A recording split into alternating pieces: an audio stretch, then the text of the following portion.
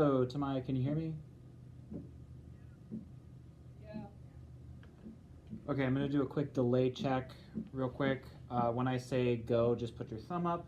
3, 2, 1, go. Okay, we got about a 3-second delay. Thank you.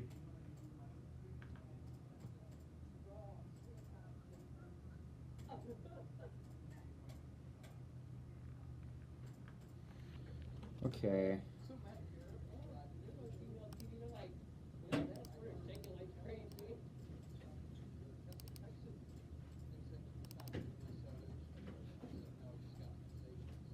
Okay, so 808 doesn't have a rolling bam anymore. Should be good.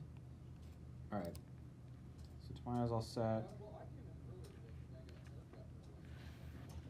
Or not going back to my house after leaving the first time. Turns out that wouldn't have really been a problem. Hey, Garrison, if you can hear me, can you tell Jen to send the other part of my script, the first part? Yeah, let me do that real quick. I'll go talk to her. Okay, she should be getting that now.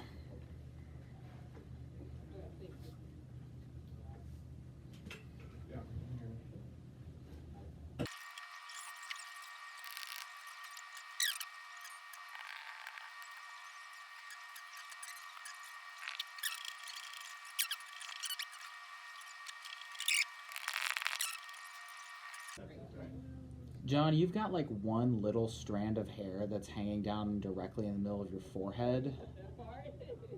It looks good now.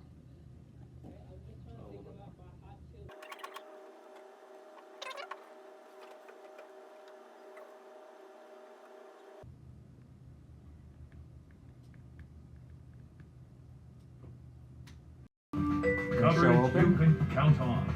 KOMU 8 News starts with breaking news.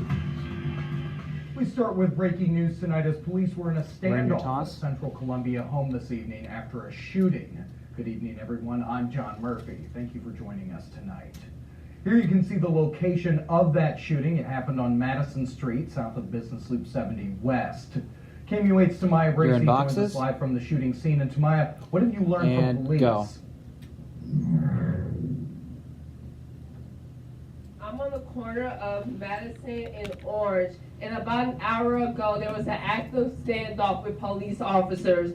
There were about 10 officers out on scene. One man was shot and rushed to the hospital. Police says his injuries were non-life-threatening. CPD found multiple bullet casings around the street. Earlier, CPD Lieutenant Scott Alpert says their leads didn't pan out yet. We've got some information on some addresses where potentially a suspect may have went into, and those leads did not pan out to a suspect as of now. Go. One neighbor says he heard about 6 to 7 shots this evening, and something like this usually doesn't happen in this neighborhood. This is a breaking story, and we will continue to follow. Live in Columbia, Tamaya Bracey, KOMU 8 News. We saw total of... All right, thank you, Matt. And as you mentioned, tonight the snow has stopped, but crews are still working to clear roads. 30 light. Some getting ready to work overnight. KOMU 8's Hunter Walterman got an inside look at what it takes to get that snow off the road. He's in the studio with updates on the latest road conditions. Hunter. Well, yeah, as Matt was saying, most of the main roads are pretty clear right now, and that's partly thanks to workers who got up early today to get rid of that snow. I caught up with some Cole County Public Works employees today as they tried to make sure roads are safe. The Public Works Director says today was pretty typical. The focus is on main roads, then on county gravel roads. With temperatures dropping, the director says crews will make sure roads don't freeze over and are ready to go for the morning commute. In the studio, Hunter Walterman, KOMU 8 News. All right, thank you, Hunter. The Missouri Department of Transportation worked all morning and afternoon to get major routes cleared for drivers today. MoDOT sent crews out ahead of time, pre-treating the roads, and worked throughout the day to get traffic flowing. The department clears roads in order of the amount of people who drive on them. Some smaller, less traveled roads remain covered in snow. The department has dealt with low snowplow staff since the pandemic, but a district maintenance engineer says staffing was not a major issue today. Columbia Public Schools was closed today but used alternative method of instruction, or AMI, for the 5th time this year. AMI instruction provides students with packets so they can complete different assignments and activities based on their grade level. School districts are allowed up to 36 hours of AMI instruction per year, but how those hours are divided between days is unclear. One CPS official says the district won't make a decision on what happens if it runs out of days until it gets clarification from the Department of Elementary and Secondary Education. We want to have clarity and we want to have absolute confirmation. And as we're getting close to our 6th date, obviously becomes critical for us to ultimately know the answer to that. So we are pursuing that answer on a daily basis. KOMU 8 reached out to DESE for more information but has not received a response. No one at CPS is tracking how many hours students are actually participating in AMI activities. The district sent out a survey to families in mid-January to gather feedback about AMI instruction. A CPS official says its results are being taken into account to improve the program. Snow shut down some of downtown Columbia today, but coming up, find out why 2 businesses persevered to keep their doors open. And how President Trump's cuts to USAID programs are already affecting farm research here in Missouri.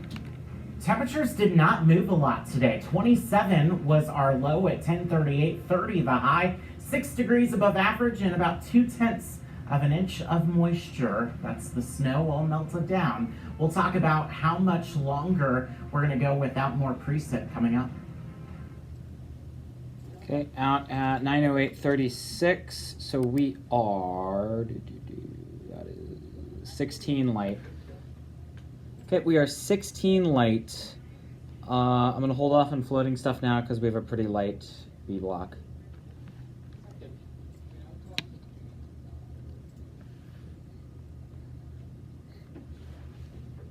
John, you've got hair in your face again.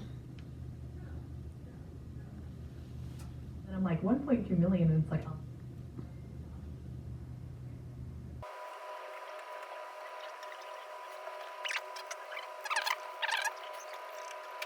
What is going on?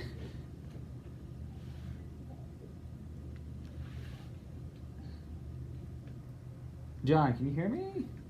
Okay, you got hair in your face again. And looks good.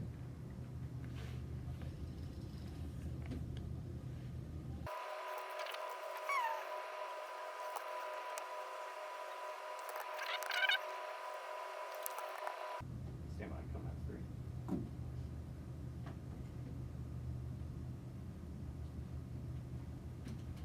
Winter weather caused some businesses in downtown Columbia to close their doors today, but despite the snow, others decided to stay open to give people in downtown a place to go.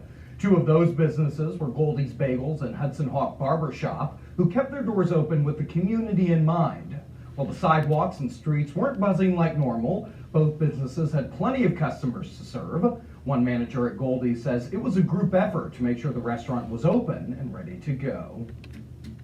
We kind of just worked together to make sure that we could open the restaurant, but not waste a lot of food, not waste a lot of Struby time. Struble, that is a name. Here for the folks who are going to be downtown, even when it is shut down. I'm with John on that one. Hudson Hawk had 40 clients still on the books today despite the weather, and Goldie's served more than 100 people, which was more than expected. Despite the challenges the weather caused, both businesses say they were pleased with their decision to remain open and the amount of people they were able to serve. Coming up, how soybean researchers here in Missouri are already feeling the effects of President Trump's cuts to federal aid. And there's a lot of cold air across the Midwest filtering in. We're tracking that colder air and even more of it in the extended range coming up. Okay, out at 9:12:55, that puts us at 12 light. Okay, we are 12 light. I'm gonna float something. Let's float.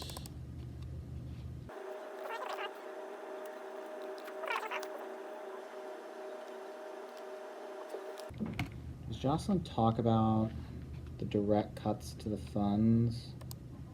No, she doesn't even mention Trump in the story, so. Okay, I'm gonna float CO2 and then rewrite the intro to CO3 a little bit so it flows better out of CO1. So floating CO2, Quinn. Okay, floating CO2, I'm going to slightly tweak the toss CO3.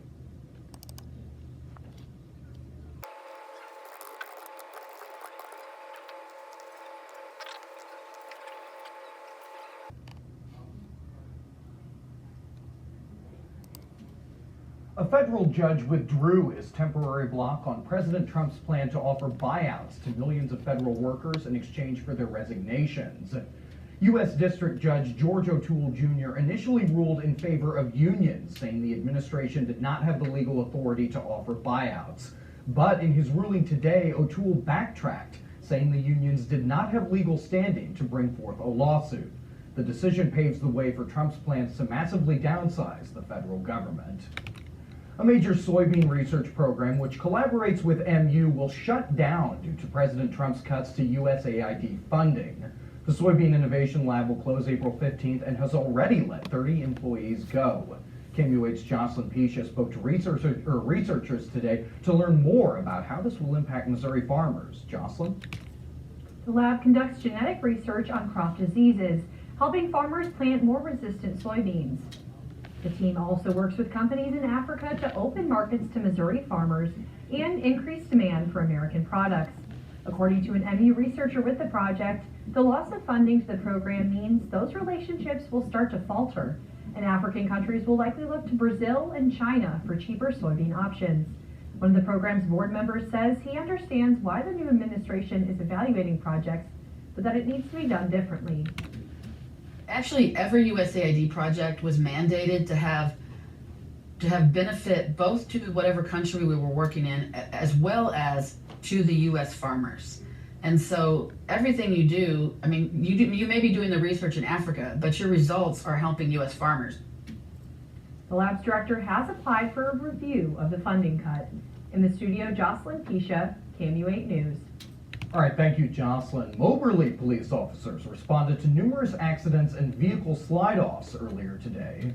Crash reports show one person was moderately injured in a crash on Route A just west of town. The Moberly Public Works Department says cleanup on the road started around 5 a.m. this morning with 11 trucks clearing snow. A Public Works official says they will continue to clear roads and monitor the snow into the night. Well, after the snow finally leaves the area, we'll continue treating the streets and make sure that we got driving lanes open and there's no slick spots. He says they still have people on call and ready to help if needed. And thankfully that snow is done. It came to an end by 4 or 5 o'clock, although much of the afternoon was dry with just some isolated activity moving in.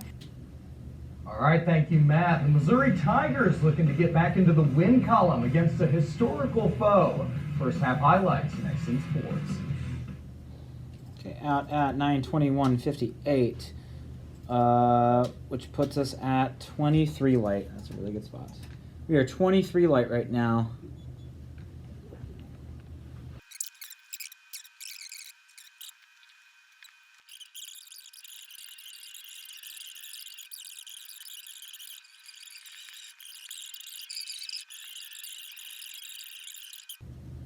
Okay, out at 9:26:44. That puts us at 10 light. Okay, we are 10 light. Quinn, how much time are we coming back with? A minute and 7 seconds. Okay, we are coming back with 1 minute and 7 seconds. Okay.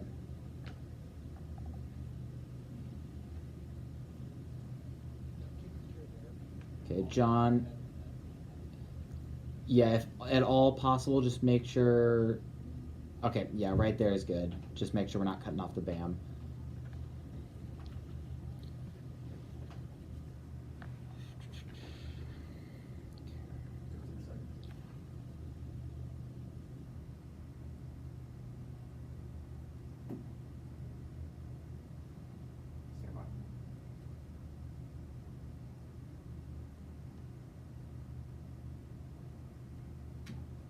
The data is in. Inflation is on the rise. Tonight on KOMU8 News at 10, we'll look into the 1 minute latest to show report close. and how the numbers are trending upward.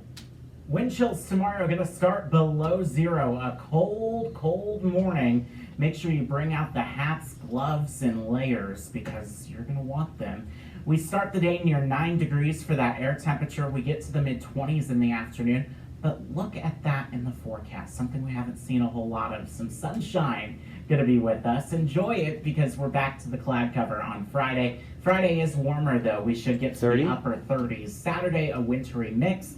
Sunday, looking much colder, not even getting to 20 degrees on Sunday.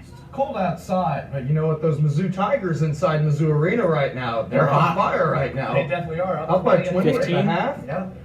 We gotta have them hold on to this one. That's right.